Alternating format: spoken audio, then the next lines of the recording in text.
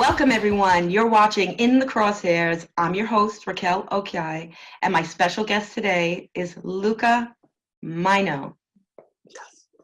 I'm pronouncing that wrong. No, you said it perfect. Luca Majno. Majno. But I have to add that Italian accent. So it's Luca Majno. We love you so much we kill you last. Yeah. Yeah. Perfect. So Luca's like family. Luca is he works at TLBTV as well. So he's a journalist and a writer and a photographer and a videographer, and he edits all of my videos. All my prior episodes have been edited by Luca Majno. And I appreciate it so much, and you do a great job, so thank you. And you are on today to give us your opinion about 2A, and also we're going to talk about gun safety, which is your specialty. So I'm really going to enjoy this program. I don't think any of my guests have really gotten into the topic of gun safety, which, of course, as you know, Luca, is very, very important. Yes. And I've always wanted to have a firearm since I was a little kid. Since I was 12, 13 years old, I was always asking my father, and he kept saying no, and maybe that was a good thing back then. But now Your father said no? Yeah. Oh, there's no way. And I was kind of a rebel, so maybe it's a good thing that it stayed that way for a while. But I got my first gun at the age of 57, 58. No kidding. Yeah, and that's where things really change. It's like, wow, the responsibility of carrying, and the course that you take, which I'm really glad that the state of Iowa sets up. You have to take a course, you have to pass the course, and then you go to the sheriff's office, and then you pay for your permit. And in the course, they really they drill safety in you, and it's really good. I'm really glad to be a part of the team. I never thought I'd be on your show talking about it though. So I'm a little babe as far as that goes, and maybe it's good to Congratulations. Maybe it's good to have that type of outlook from somebody that's that's new. Well, definitely. I mean, I'm pretty much bringing on the faces of America, and my aim with this program, Luca, was to show the public that we, gun owners, or just gun advocates, because you don't really have to own a gun to be a gun advocate or to support Second Amendment rights, which is a civil right and a natural right, as far as I'm concerned. So what I wanted to do was combat all of the negative attention that we're getting out there in the news. And I think it's false. Any of us can look at the data, and what I'm bringing here on In the Crosshairs is the data that shows that firearms are not the enemy, right? So we're not the bad guy. The firearm itself is not the criminal. And I'm sort of bringing on just about everybody. So we got the experts, we got the advocates, we've got the writers, we've got the leaders. So you're in the fold. So you're good. Well, it's an honor, and you're talking about responsibility, and that's a really good one, like gun safety as well. I mean, I'd love to hit on all those today. But it's kind of funny that the government that tells us that violence is not the answer, they're the ones that's the first recourse for them every single time. So Ain't that the truth? Yeah. So like you said, everything is very obvious, and all the information's out there for anybody who wants to see it. They're trying to make laws. Now the new one is that people that have a medical marijuana card, they can't purchase firearms, and the ones that have the firearms and that get the card, they have to surrender them. So it's just one thing after the other. It's very obvious for anybody that's watching what's going on. And in places like Switzerland, where 1 out of 2 people have a weapon, you never hear anything. There's never any.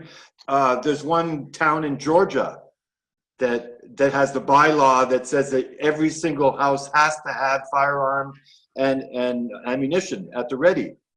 You know? Yeah, it's a Kensington or something like that. I forgot the name. And they have no crime. Yeah, you know, I mean, who's going to go, you know, a criminal like saying to himself, you know, I'm not going to go in somebody's house if I know they have a firearm, you know, and there's no crime. See, so everything's put on its head, I think. It is, and you know, like I said a couple of minutes ago, the data really is on our side. So when we look at the data, the places where there's heavy gun control laws, we see high rates of crime, and in the areas where there is lax gun control laws, we see lower rates of crime. So the data is there to show that you know, your best defense is yourself. The only, you know, 911 is all fine and dandy, but the majority of times a 911 call is not actually going to protect you because the majority of times the officer, it's like 99% of the times, the officer does not get there to catch the criminal. The officer goes there now it's an investigation. Now we're trying to catch who the criminal was that came into your house or mugged you or whatever it was. So 9 times out of 10, it is not likely that the officer is going to get there in time. Now you're talking about families living in homes, you know, in the outskirts, in the country, where they don't have access to police departments, quick access. You might have a 15-minute, 20-minute wait time on 911 calls in those parts of town. And what are you going to do? How are you going to protect yourself? Because, see, I have the right to protect myself with anything I want to. If I had a baseball bat, and somebody came into my home, it would be absolutely my right to hit that person, and this becomes a deadly weapon. A baseball bat can be a deadly weapon, and I can take my bat and I can hit him over the head with it. But see, he might have a firearm. You know what? He might have a firearm, right? So what am I going to do with my bat? He's going to shoot me before I hit him over the head. No, I want to be on equal standing. I want, and I'm not. So I don't see any problem with me, why other people want to deny me my right to protect myself in whatever manner I want to. Yeah, and it's very obvious what they're trying to do with that. Trying to dumb us down, right? Trying to make us perfect slaves, trying to make everything, trying to take everything away from us that's possible to use in the case of defense. And then you hear, you know, I have a home, okay? Somebody breaks into my home, and I shoot them, and wound them, okay? They take me to court and they win. How's that? Sometimes, right? yeah, that's okay. all. Yeah. So I've seen that's actually a personal experience because I have a friend that happened to. Yeah, and I've read plenty of stories too. It is. It's unfortunate, but it doesn't make it, you know, okay, right? So we should be a country protecting our Second Amendment rights, just like we want to protect all of our rights. We want the government to protect our rights. And that's their job. It's going to, well, I think we have to protect ourselves because I don't think the government has ever looked out for our best interest ever. And that's going on, that's going over 220 years maybe, or more. They never cared. They don't care one bit. And it's very obvious when you look at the, you know, Flint doesn't even have good water. And, you know, we're spending billions on war. So there's no question. It's like, it's very obvious. So, right. You so know, many problems. Yeah, when it came time for me to say, wow, you know, I'd like to get a firearm. So I looked into it. I knew the firearm that I wanted, and I do have it, finally. And you know, I went through the manual. I mean, these are such common things that you have to do when you have respect for something, when you have respect for people. That's how you treat them, you know. This is the same thing. This is an insurance policy. You know, right. you're not gonna have an accident in your car every day, every week, every month, or every year. But when you do, you know, you got the insurance. That's exactly what a weapon is for me. You know, you hope to God you never use it, but if you need it, it's there. You know, and I've been working on practicing it and doing what they call a field strip, which is, you know, breaking it down to the parts that you can take apart yourself. And I can do it blindfolded now. I can do it in a darkened room or blindfolded. If I have great. the I gotta if I have ask the you pieces something, there. Luca. So what pushed you to go ahead and buy your first firearm later on in life? What was the impetus that made you actually purchase that firearm? Other things, really.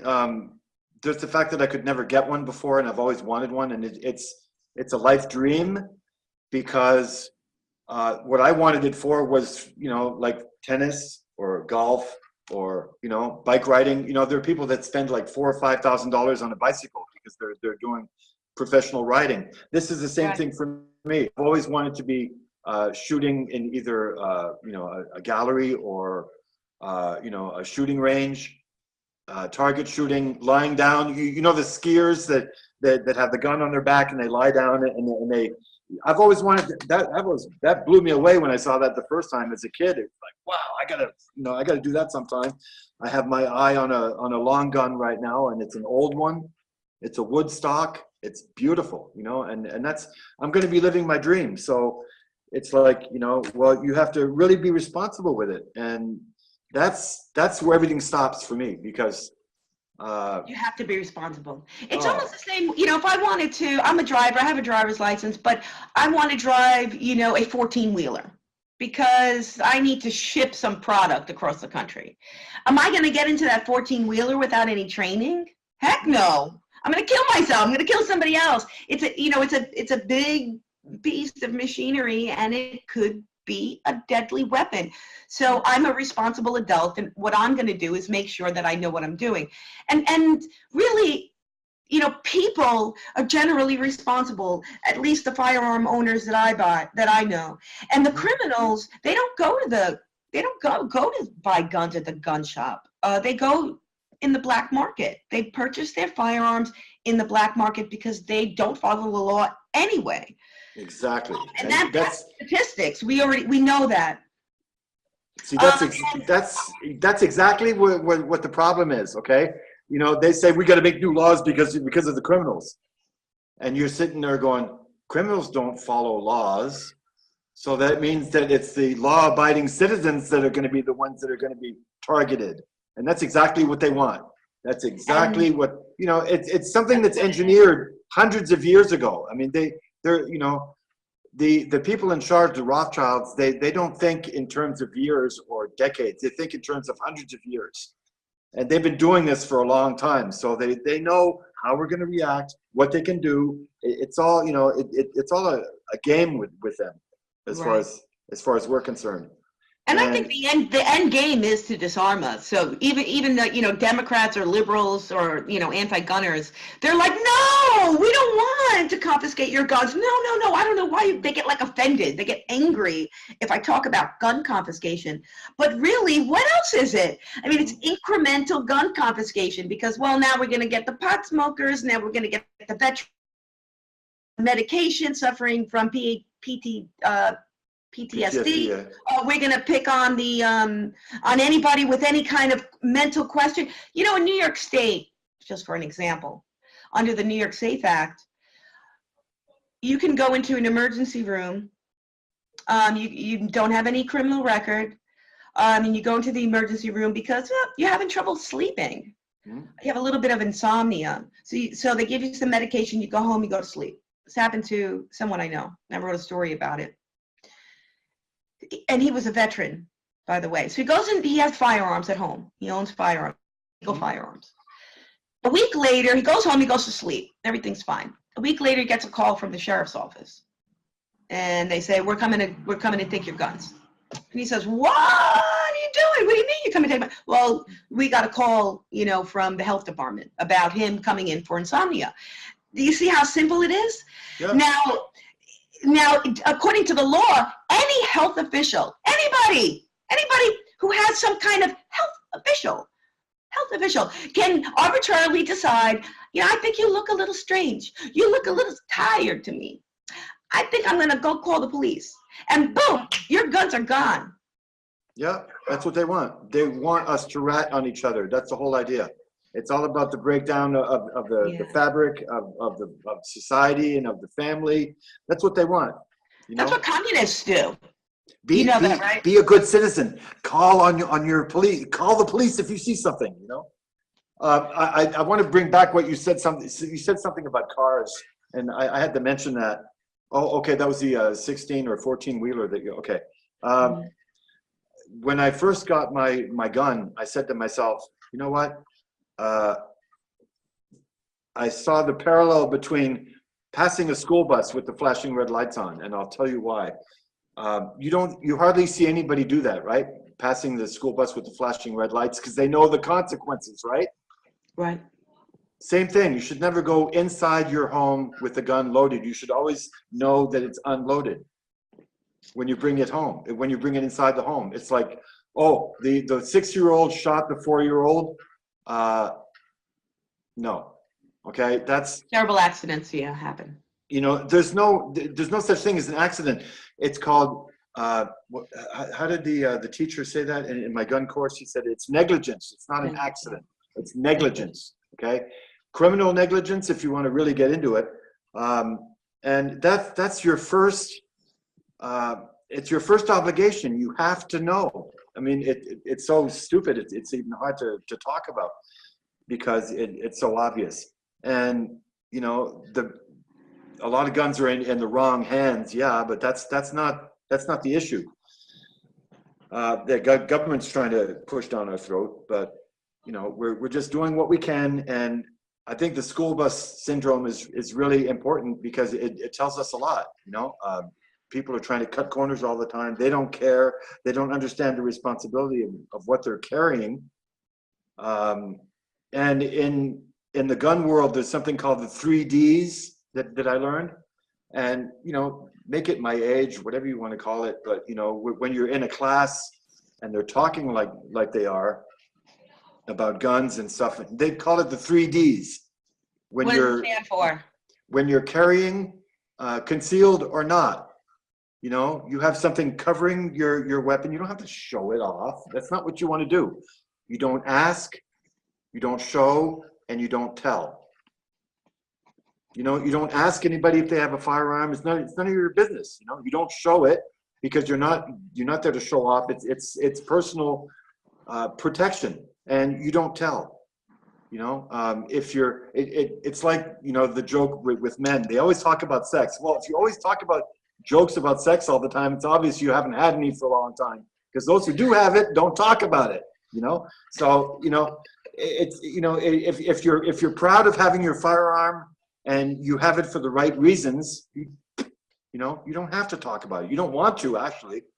And now that I'm starting to carry, it's like I don't like having something that shows. I don't like walking around with it so everybody can see it. I like having a little coat or a vest or something. So. Well, it's a preference thing. Yeah. Back in the day, from what I understand, it was considered if you concealed, because open carry was always lawful. All right, it only became unlawful as time progressed and states started making restrictions on it. But we started off with an open carry. That's what people did, was open carry. And in fact, back in I don't know, the norms are different now, but in fact, back in the day, you were considered to be like some kind of weasel if you were concealing, because it was sort of saying that, I'm going to be sneaky about it. Okay. Now I know things have changed now, but as far as open carry, I really think it's a preference thing. Yeah. I'm not against, and I hear your side. I hear your side, not just from you. I've heard that from others. And people are kind of like, you know what? Don't make a big deal about it. Keep it concealed. You don't have to show it off. You don't have to flash it. There's no reason for that. But I think it's a preference. What do you think? What do you think about open carry in general? In Iowa, they just changed it last July. It's open carry or conceal and carry. It's going to be the same thing because people like me don't want people to know, you know, and I'm an empath, so I feel other people's emotions. I can see how they feel, and I can see little small reactions that most people wouldn't. And I walked into the supermarket one time and I was carrying and I didn't have anything, and I saw somebody look at my gun and go, you know, because you might like not offend, but you might disturb somebody. You know, they might not feel comfortable, which is completely logical. Excuse me. Right, and I think if you're a responsible carrier and you carry for the right reasons, you don't want people to know. You know, it's not important. You know, it's a, you know, it's not a dressy thing. You know what I mean? Right. Well, that's true. You know, and people, but at the same time, you know, this whole like tattletale society. Tell on this one, tell on that one. You know. Yes. See something, say something right away, and go get somebody arrested because that helps them somehow. Oh yeah. Oh, yeah. No, you're right, because, you know, people telling on each other, it helps the police, and that's all they want to do is keep the prisons full. So I mean, absolutely, you know, absolutely, you know, and that's it's un-American. You know, there's more African Americans in prison than that were enslaved. And Native Americans. What's the difference here? There's no difference. Slavery.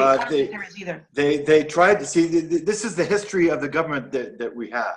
Okay, they tried to genocide all the Native Americans. They couldn't, so they end up doing something called the residential school to try and assimilate everybody the same way. They're doing exactly the same thing in the education system. For us today, it's exactly the same thing. It's making us little workers. They don't. How did Rockefeller say that? He doesn't want a nation of thinkers. He wants a nation of workers. Okay, because that's what they want. They want slaves. They don't want. You know, George Carlin said it really good in a 3-minute speech. It's one of my favorite ones.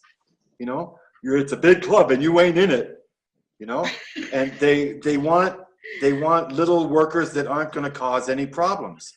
Right. They're dumbing us down because of the fluoride, because they don't want us to have the third eye. They don't want us to be insightful or be smart or be intelligent or know what they're doing. And thanks to the internet, we're finding out more and more what they're doing and what the agenda is. And that's, definitely, you know, everything is pointing in the same direction. For some people, a gun might not work. A taser would be great. There's 50,000 volt tasers, I think now, or some god awful amount. You can hold it in your hand, and it's also a flashlight. And it's really cool because when somebody tries to grab the taser from you, the plug comes out and he can't use it afterwards because you have it on your wrist. Yeah. And the plug is in the taser, so as soon as they try and take the taser out, it won't work. So, you know, that's $20, you know, for anybody that doesn't like guns, but that wants safety, that walks alone in the streets a lot. You know, there's all kinds of ideas. So, or solutions. Yeah, and also, you know, and I think that people generally become scared because of this programming, right? So you're supposed to believe that the firearm and the people who, you know, advocate for Second Amendment, they're the bad guys. You know, I want to give you one example. There was a shooting in Walmart a couple of years ago, and it was a young Black man, early 20s, a dad, young kid, and he was in Walmart and he picked up a BB gun, that was for sale at the store, and somebody saw him with the BB gun, and they called 911. The next thing you know, like within minutes, bang, bang, bang, bang, the kid's dead. He's 21, 22 years old. I mean, it was really very, very sad. You know, the cops came in. You know, I actually have a story about it on Human Events. And the idea is that I think like the government likes that because it's almost what they're trying to push people towards. So, oh my God, you see a Black man with a gun in Walmart, and all of a sudden you think the worst. Who's putting that into their mind? You know, you're in an aisle with guns, and the guy's looking at a gun. Why are you calling 911? You know, it just doesn't make any sense to me. And unfortunately, the kid is dead. And of course, I think that's part negligent, part accident. Who is negligent? The police officers. because they start shooting up the kid without asking any questions. And then it's one bad thing after another. So the idea is, look, we know guns are accidents happen, negligence happen, and we don't want that to happen. And that's why we're pushing for safety. If you want less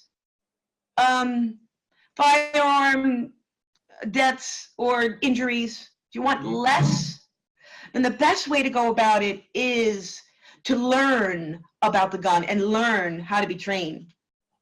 Yes. I want you to go over the Cooper's model too, because I think that's a very good training. Oh, I don't know that one. No, I was just talking about the 3Ds earlier. I don't know about the Cooper model.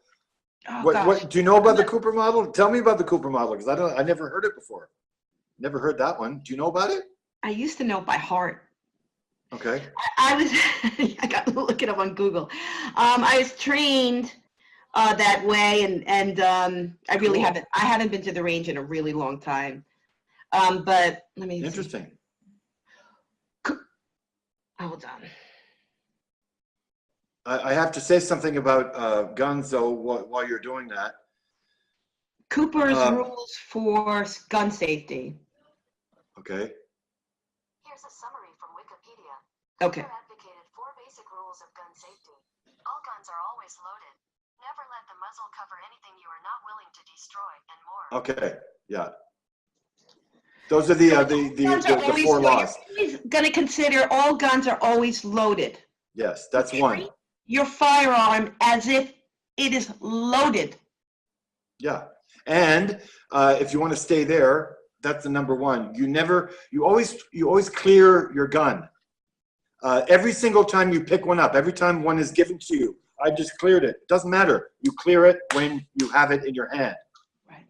And clearing it means looking, if it has a magazine or not. You take the magazine out. You open it up. If it's one of those semi-automatics that I have, you open it and you look, and you can physically see that there's nothing in it, and then it becomes as dangerous as your mouse. Okay. Right. And you're still going to treat that firearm like it's loaded, even though you're not. It's not. You never point in the direction of anything that you don't want to destroy. Right. You always look beyond the target to make sure that there's nothing. There could be a kid walking across the street, behind the target. And that's the 4th rule, and it's more than that. Identify your target and what is behind it. Identify your target and what is behind it. What is behind it? What will be the ramifications behind if you pull the trigger? What are the you have your target. What are the ramifications behind pulling the trigger? So it's not just what is literally behind the target, but also figuratively. I think these rules are so awesome. The 2nd rule was never let the muzzle cover anything you are not willing to destroy.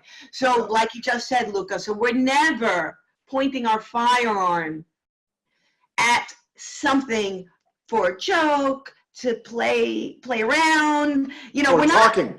Or talking or pointing. We are not going to target. We are not pointing at anybody unless we're ready to destroy that person or item. Keep your finger off the trigger. Oh my gosh, please keep your finger off the trigger. So do you know what? You watch the Hollywood movies. It actually feels really good to be able to do that, because you're not. Oh, I've just lost you now. I'm probably I lost you. I'm probably gonna have to edit that. Okay. Oh my God. Hang on a second. Don't move. Where are we? Zoom. There we go. Okay. That was really important. The first thing you learn is not to put your finger on the trigger. You put it outside of the trigger guard, and it's really comfortable. It's really comfortable to keep it there. And that's your stance until you're ready to fire, and you are sure. Until you're ready to fire. Yes. But you ever watch movies on television? You think they can just, get this right because it's just a safety issue? They always have their finger on the trigger. And I want to scream. I'm like, what are you doing? Even, you know, I mean, law enforcement is trained that way. I mean, everybody is trained that way. You just don't put your finger, but yet you watch these Hollywood movies and I have to think it's on purpose. It's, why can't they just get somebody from the NRA, call somebody up, call some kind of expert and say, hey, what's the proper protocol when you're handling firearms? And they would know that you don't put your finger on the trigger unless you're ready to shoot, unless you have your target. Yeah, see, this is all things. Yeah, it's very common sense. A lot of it is very common sense, and that's why it doesn't work well with the government. You know, they're always trying to screw something up, and they always have. And you just have to be really careful and remember that you're a sovereign being, and that's probably the most important thing. We are sovereign people. We have inalienable rights. We have rights that cannot be taken away just because some police officer says so. It doesn't work that way, you know. And after 30 years of research and, you know, being a journalist and, you know, meeting wonderful people like you and like everybody else that are working with TLB and so many other places, it's more and more obvious that we have to really take our life in our own hands. And it's really strange. Ever since I got that gun, and that I'm learning how to use it, and I'm learning how to respect it and treat it for what it is, because it's a dangerous weapon. It's a lethal weapon. When I carry it, when I know it's with me, I'm making my entire area safe around me. And the logo for the first class that I went to was "Keeping Iowa Safe." That was the logo, and I kept thinking, "Keeping Iowa safe." You know what? I'm keeping Iowa safe with my gun around me because I'm well trained. I'm responsible. I'm not going to play around. I mean, it's a very, very serious issue. And I just want to also mention that it is because of our own government that everything is in the state it is. The drug wars were started by the CIA and the FBI that drop off the drugs in the minority neighborhoods in a lot of big cities. Right. You know, all this commotion and all the problems we're having are because of the destruction of the society that we're in. And the police are being trained by Mossad, by Israel's Mossad, to be more aggressive, to have less compassion. We saw that at Standing Rock. If anybody was following Standing Rock, unarmed water protectors were being assaulted. They could have shot them, they probably wanted to, but they used rubber-coated real bullets anyway. And they managed to have one person almost have an arm amputated and one person lost an eye. So this is where we're heading, you know. And you're not doing anything. You're unarmed and you're praying. So right now in Canada, they're starting to get hot because they want to finish what's called the Kinder Morgan pipeline in British Columbia on the West Coast. And you know, the CEOs of big banks are saying, yes, we know protesters will be killed. It's something that we have to deal with, and it's something we have to accept. And first time I heard that, I said to myself, okay, so they're giving the green light to the authorities to, you know, put that on the roster. It's okay. So, you know, everything is heading that way. Pretty soon it's going to be a felony to even be at a protest. And that's how they're protecting themselves. So no, I'm protecting myself, and my area around me is sacred, you know, and I'm in control of my environment, my immediate environment, and I'm helping people to live a better life and to be happier when they leave than when they saw me. You know, that's right. My motto. So, and I'm glad you brought that up, and it really was really the original, I think, intention of the Second Amendment, and that was not just to be able to protect yourself against the common criminal. It is to be able to protect yourself against a despotic government. So we know in history that despotic governments have disarmed their people. That's the first thing they have to do to get ahead, to get in charge. They have to disarm, because sooner or later, if your government is coming in, you know, and taking all your rights away, you're gonna start shooting. You're just gonna start shooting. You know what I mean? You're going to start defending yourself. Maybe not you, but your neighbor will, or somebody else will. And that's what they're trying to avoid. So you have to imagine that a scenario where the government is so powerful. They got all the arms. They got all the guns. Okay, you got nothing now. We've been confiscated. Everything, we're all done with firearms. It's the very reason. So again, if you don't have a firearm and you don't want one, good. I'm not asking you to buy one. I'm not asking you to go to the range. I'm not asking you to do anything. Just don't take it away from me. And at the end of the day, I can help you. Because if I go to a public place in the state of Florida and I am not armed, and there's 100 people there, I know that 50% are potentially concealed carrying holders and are carrying about 50%. I can be in New York City in a crowd of 100 people, and you know what? I'm not going to feel safe. Because if I'm not armed, well, I couldn't be armed, but I'm not going to feel safe because I know no one is armed. So now it's like open field, field day for the criminal. And we have to remember that phrase, against enemies, foreign and domestic. Okay, there's a reason why that was put in there, and that's why they want to get rid of it real quick, because they know that they're the enemy of the state. They really are. We are the terrorists worldwide. We're fighting 10 wars right now. We've interfered in 81 different elections, and we've done coups d'etats all over the place. Right. And we're blaming Russia for doing that, right? So, come on, right? You saw a stab. I'm gonna stab. I can't believe this, but I really encourage people to wake up and to start looking around and listening to alternative media, like TLBTV, which is, right. TLB, the Liberty Beacon Project. It's awesome, Absolutely. So I think the mainstream are really worried, and it's part of the reason why they're in such a hoopla to get their propaganda out there, because the alternate media really is doing a fantastic job, including TLB, Liberty Beacon, and we have print media, we have video media, television media. It's fantastic, and we are getting this message out that you're not going to hear in the mainstream, and there's nothing wrong with that. So you know what? You don't even have to agree with everything I say. You don't even have to live. You don't have to have the same lifestyle as me. But all I'm asking from the public is to respect my freedom, my right, my God-given right, my opinion, to defend myself.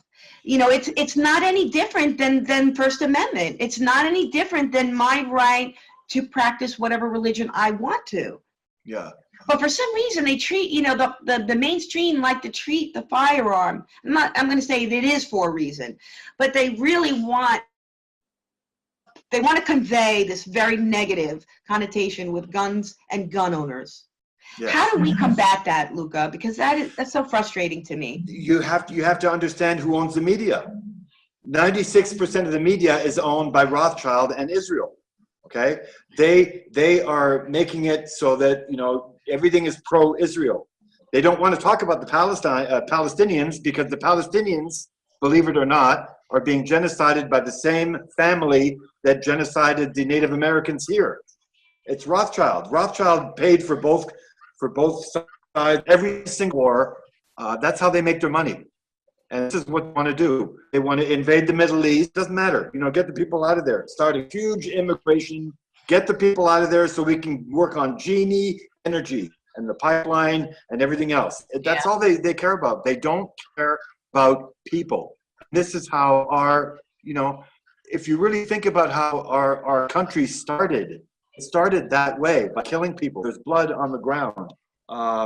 So when you start caring about people, you start investigating. How come we don't care about each other? How come, wait a second, the Vatican owns huge amount of shares in something called Beretta Arms Company, one of the biggest arm companies in the world. Oh, but they're saying that we're not Christian if we have a weapon. I saw that. So the Pope said you can't call yourself a Christian if you have a weapon. Oh, okay. Well, go look at weapons manufacturers and where the Vatican stands and all that. There's a book called the Vatican, the CIA, and the Mafia. Okay, these are all the things that people have to learn. And if you want to learn, great. Follow us, follow her, follow me on Facebook. My Facebook has been I've been in jail for what, 3 times in the past month because they refuse to allow me to share the information I'm getting because they know it's the truth. So Yeah, it's and time to wake up. I see that, and I see that out there, and I know a lot of people, you know, who are also the same, say the sort of same things that you do. So it's sort of like, you know, you want people to sort of take a step back, look at the big picture. Some of these players that we ought to be trusting, you know, maybe we don't want to trust so much. But on another front, the way I look at things, Luca, is that I try to deal with the cards that are in my hand.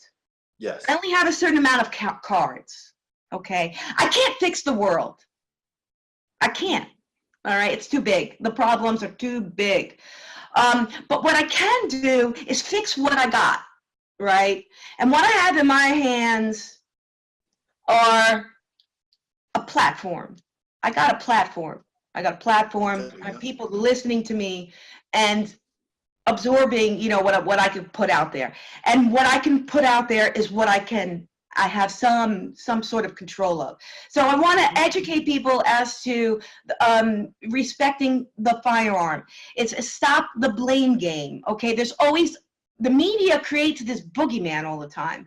It's always the blame game. It's always, well, this happened because someone did it, but we're going to go ahead and blame somebody else because we want to cause friction, we want to divide and conquer, whatever it is. And what I'm saying is, okay, you can listen to that if you want to, that's fine. But listen to the other side as well and try to be objective about the whole thing. Because there are agendas afoot by people who do not care about freedom. And do not care about, you know, each other, you know, like you were saying. It's absolutely true. Then I try to deal with what we have on board. We did have a really good ruling Monday. I think it came down. It's a Ninth Circuit in Hawaii.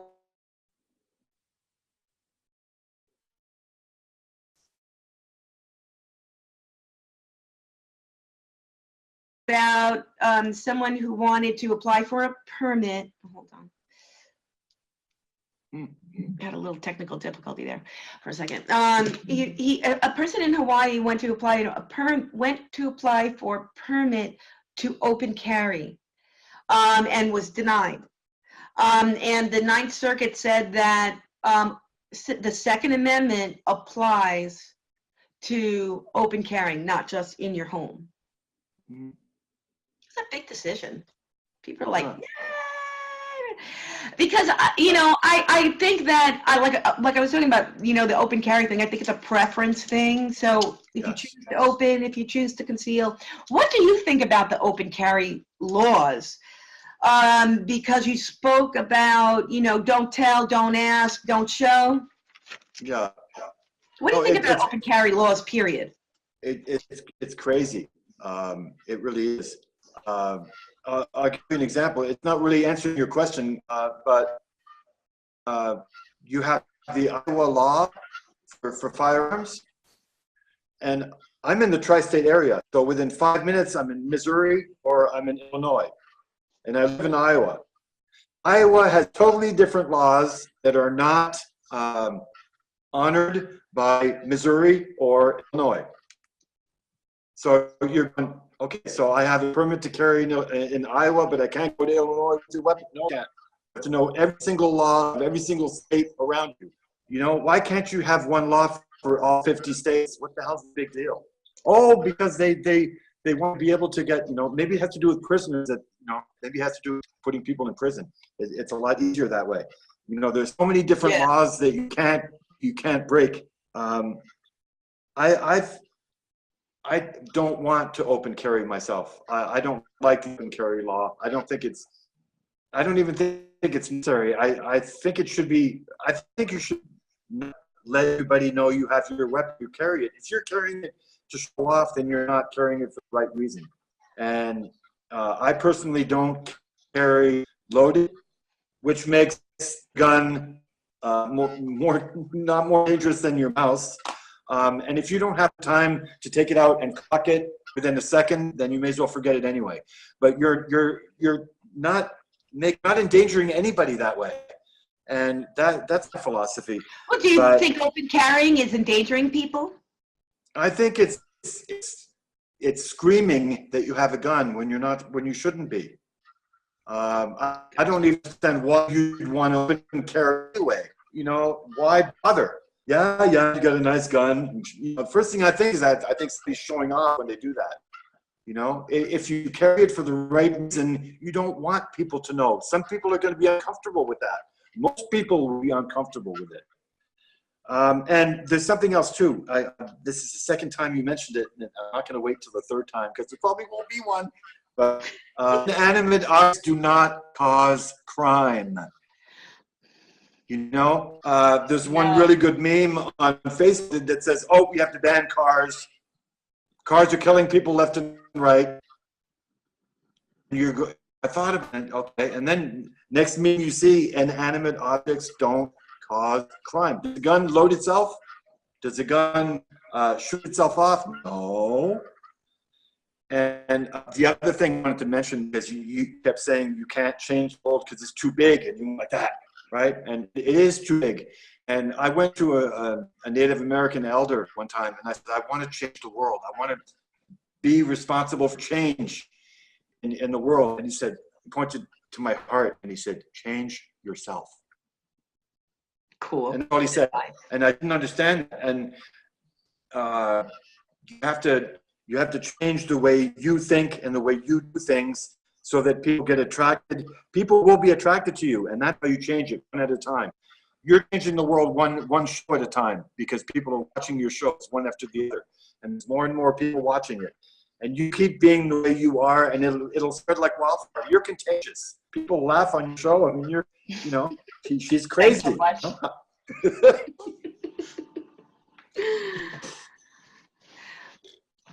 Thanks, Luke. I appreciate that.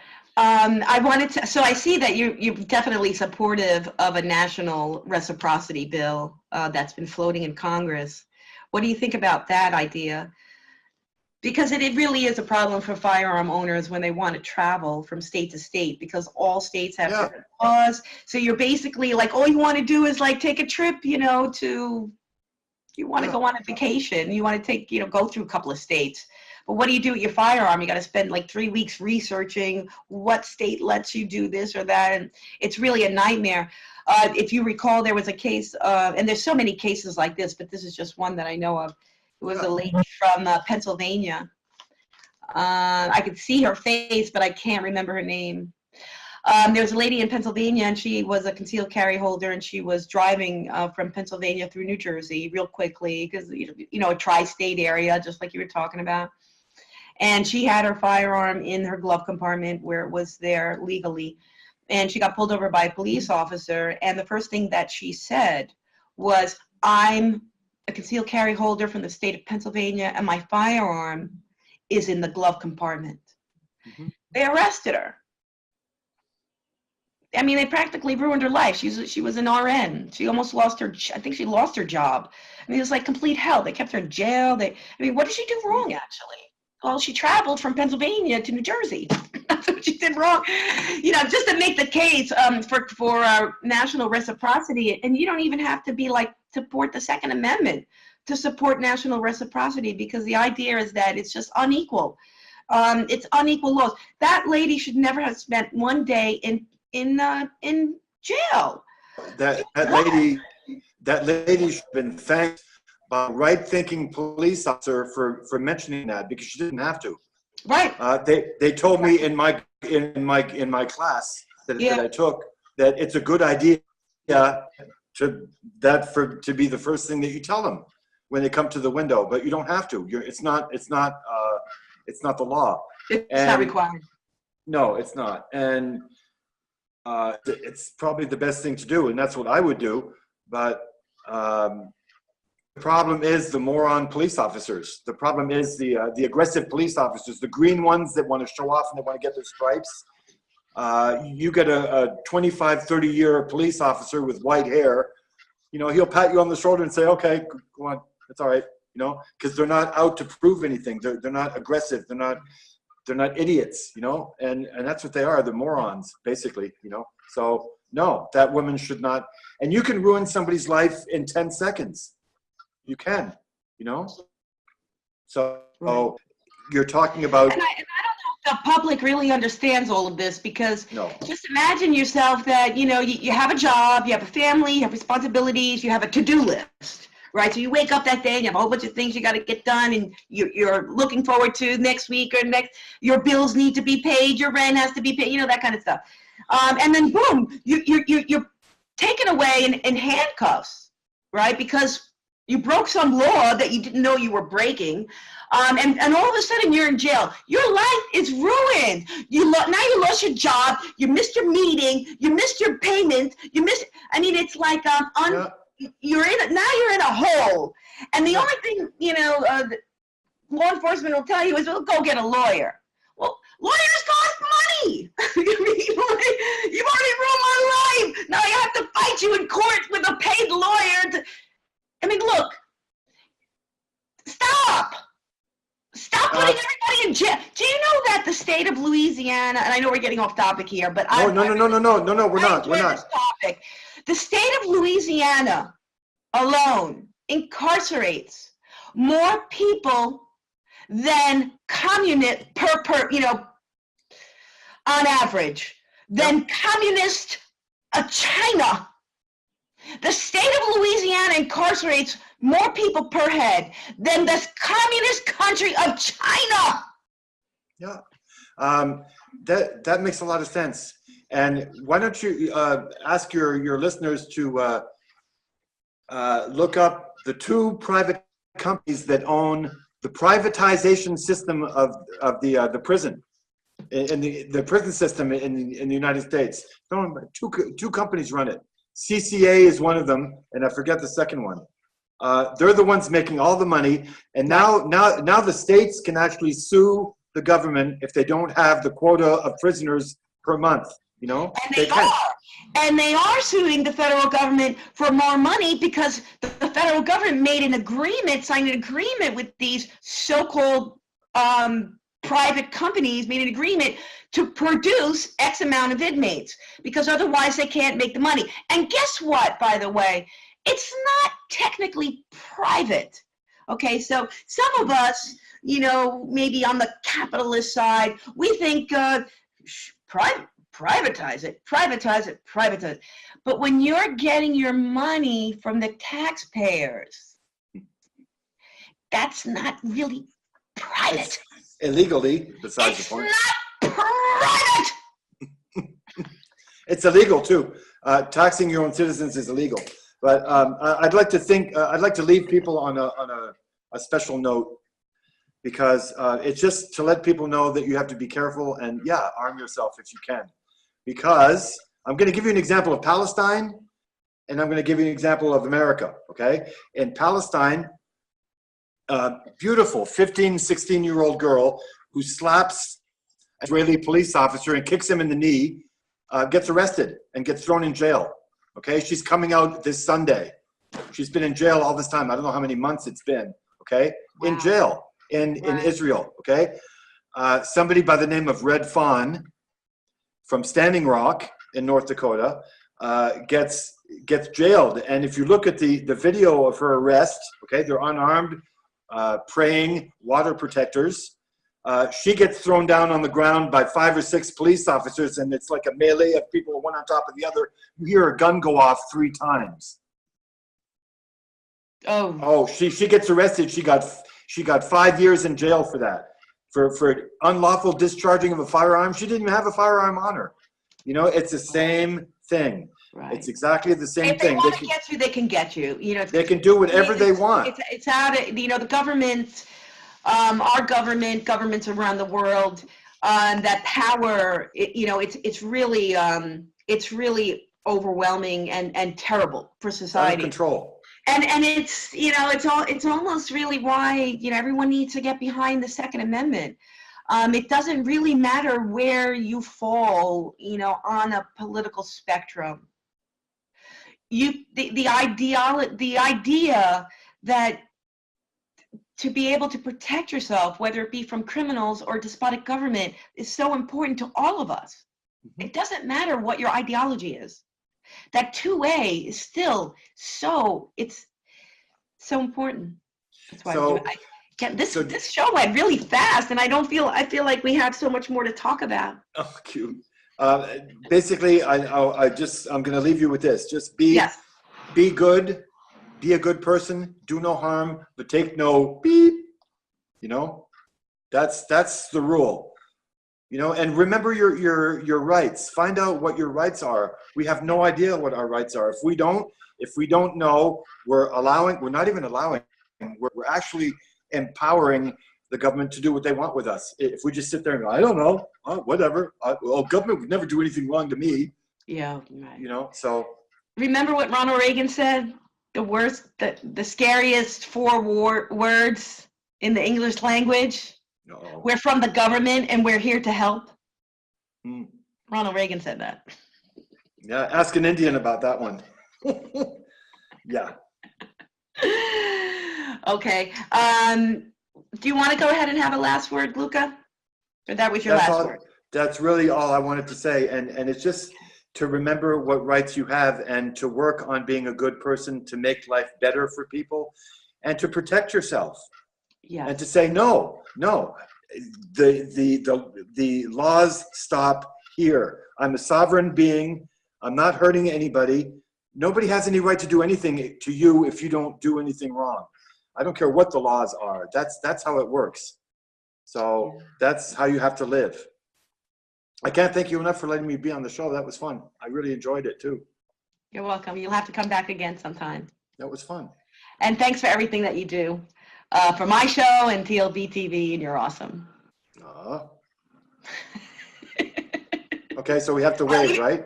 I even give you a... Yeah. We have to wave? Is that what we do? Anyway. Okay. Bye, Luca. Thanks again for coming on. Thanks. God bless you.